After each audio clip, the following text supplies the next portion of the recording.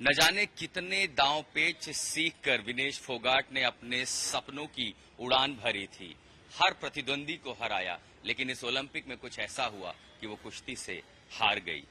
हरियाणा के गांव में इसी तरह की मिट्टी से, इसी तरह की मैट से, जो पारंपरिक मिट्टी की ये जो मैट है, यहीं पर अलग दांव पेच सेक कर विनेश फोगाट कुश्ती में एक बड़ा चेहरा बन गई। इतना बड़ा नाम कि वो ओलंपिक तक पहुंची, देश के लिए कई सारे मेडल जीते, लेकिन इस बार ओलंपिक में किस्मत ने साथ नहीं दिया। सिर्फ 100 ग्राम, और वो 100 ग्राम उसके सपनों पर भारी पड़ गए और अब उसने कुश्ती छोड़ने का ऐलान कर दिया। मैं दरअसल एक अखाड़े में आया हूं, और ये वैसे ही अखाड़े हैं जहां मैट से पहले दरअसल इस जमीन पर, धूल में, इस मिट्टी में पहलवान तैयार होते हैं, सपने बुनते हैं, और वही सपने ताकि वो अपने लिए मेडल लाएं, देश के लिए मेडल लाएं। चलिए, दो पहलवान जो दांव लगा रहे हैं, आप लोगों को पता चला कि विनेश फोगाट के साथ क्या हुआ?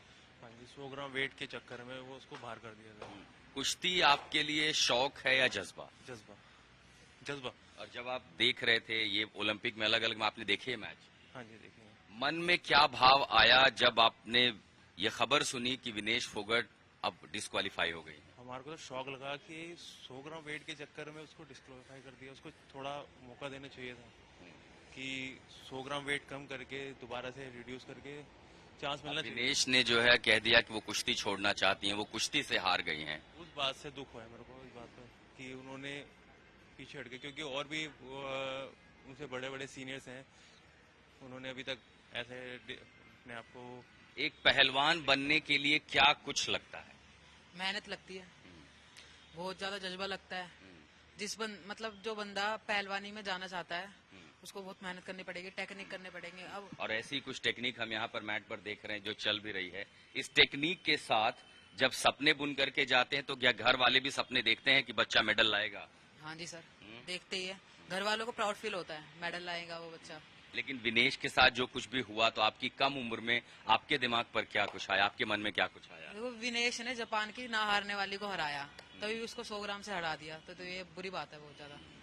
यहाँ पर कई सारे और बताइए, इनमें से कौन, आप भी जो पहलवानी शौक है या करियर बनाने के लिए, मेडल लाने के लिए लड़ रहे हैं? सर जी, मुझे करियर बनाना है इसमें, कुश्ती में। हाँ जी सर। लेकिन आपने देखा कि कितनी सारी चुनौतियां आई हैं, खासकर विनेश फोगाट के साथ जो हुआ था। तो आपका प्रेरणा स्रोत कौन है, किसको आप प्रेरणा मानते हैं?